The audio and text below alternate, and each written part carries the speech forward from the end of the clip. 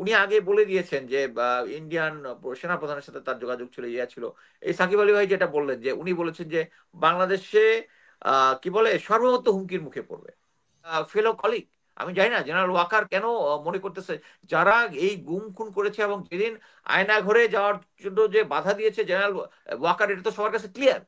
নেত্রনিউজের ইয়ার পরে সেনা প্রধান একটু ওই সময়ে সম্ভবত কারো দ্বারা সাজেস্টেড হয়েছেন। আমি ক্লোজ অ্যাসোসিয়েট যারা আছে তারা যারা ওখানে হাজির ছিলেন উনি যখন স্পিচটা দেন, আমি আহ, আমি একটু বডি ল্যাঙ্গুয়েজ লোকজনের পড়ার চেষ্টা করি।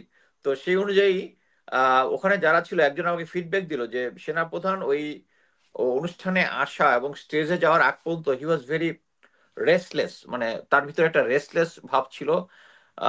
সামথিং ইরিটেটস হিম, এরকম একটা আহ, জিনিস ছিল। এবং যতক্ষণ উনি স্পিচটা দিয়েছেন ততক্ষণই উনি জাস্ট একটু এক্সাইটেড ছিলেন, এটা আমরা সবাই দেখেছি।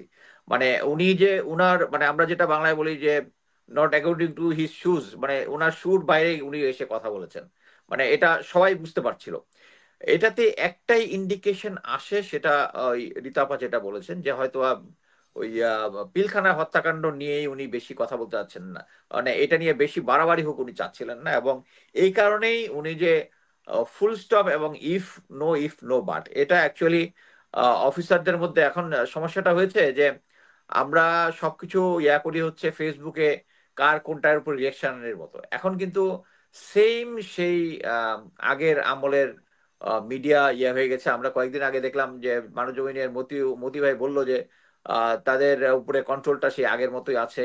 এবং কিছুদিন পরে দেখলাম যে এর মধ্যেই এই ক্যাম্পেইনটা যখন চলে কয়েকটা পত্রিকা আমি দেখলাম সেনাপ্রধান সম্বন্ধে ভালো ভালো পজিটিভ ফিডব্যাক দিচ্ছে।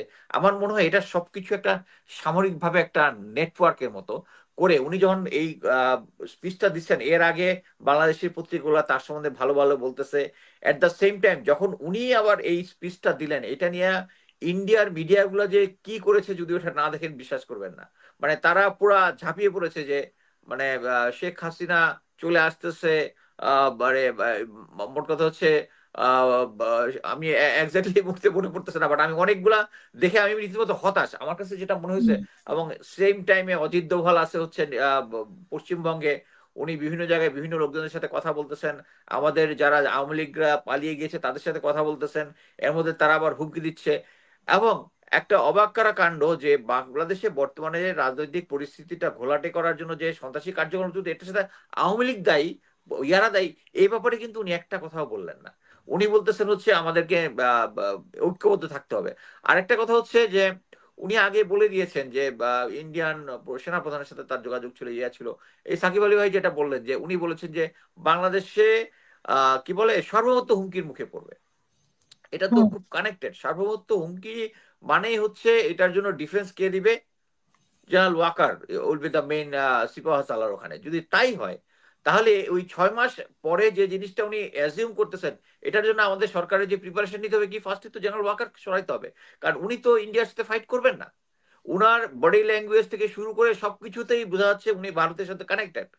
এবং আমি আগে আরেকটা জিনিস বলেছিলাম যে যখন আরেকটা জিনিস বলে রাখি, সেটা হচ্ছে রিসেন্টলি আমি ওই 2 আগস্ট যে সেনাপ্রধান যে একটা দরবার নিয়েছিল, দরবারের যে ফুল ইয়াটা আমার ফেসবুক ওয়ালে আমি দিয়েছি। এখানে তিনি স্ট্রেট বিপ্লবীদেরকে বলেছেন তারা হচ্ছে দুষ্কৃতকারী।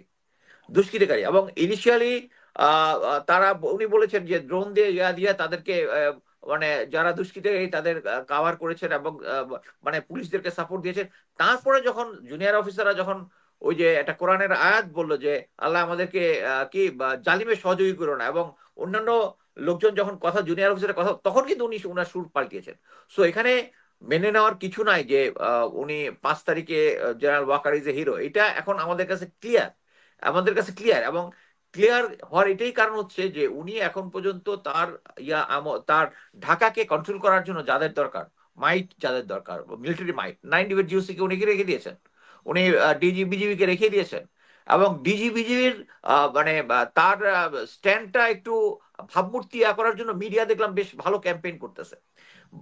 ডিজিএফআই এনএসআই এই সবগুলা, এগুলো হচ্ছে ফুল একটা একটা সিচুয়েশন করতেছে যাতে এই জেনারেল ওয়াকারের স্ট্রেংথটা যেন এই উনার এই যে আঙ্গুল তুলে কথা বলা সবকিছুর মধ্যে একটা ইয়া হচ্ছে। ইভেন প্রফেসর ইউনূসের সরকারকে মেসেজ দেওয়া যে everything is control by them, এবং এটাকে সরকারকে মেনে নিয়েই তাদের অ্যাডমিনিস্ট্রেশন সাজাতে হবে। আমার কাছে এটাই মনে হয়েছে। এবং আমি এর আগেও বলেছি যে বাংলাদেশকে এই যে এখন অনেক উনি যে বলে যে জেনারেল ওয়াকার যে বলে যে এই পুলিশ পুলিশের এতগুলা লোক চলে গেছে। এখন বর্তমানে পুলিশে কিন্তু আমার যদ্দূর ইনফরমেশন 60,000 লোক এখন পর্যন্ত জয়েনই করে নাই।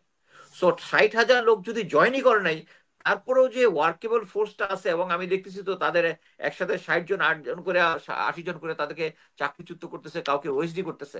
আর বাংলাদেশ সেনাবাহিনীতে আমরা যদি বাংলাদেশ সেনাবাহিনীতে এরকম সিচুয়েশন হয় নাই, 60,000 লোক তো জয়েন করে নাই। সো কেন? আর বাংলাদেশ এটা জিনিস মনে রাখতে হবে যে বাংলাদেশ যখন স্বাধীন হওয়ার পরে, যখন সরকার গঠন হয়, যখন যে ইয়ারা হয়, তারা 14-15 বছরের মেজর জেনারেল হয়েছেন এবং একটা দেশের আর্মি চালিয়েছেন, দেশের আর্মি চালিয়েছেন। সো বর্তমান আর সেনাবাহিনীতে এমন কোন অফিসারের শর্টেজ নাই যে উপরের যারা গুম খুন এবং ইয়ার সাথে জড়িত। I don't consider them my fellow colleague. আমি জানি না জেনারেল ওয়াকার কেন মনে করতেছে যারা এই গুম খুন করেছে এবং যেদিন আয়না ঘরে যাওয়ার জন্য যে বাধা দিয়েছে জেনারেল ওয়াকার, এটা তো সবার কাছে ক্লিয়ার, নেত্র নিউজের ইয়ার পরে।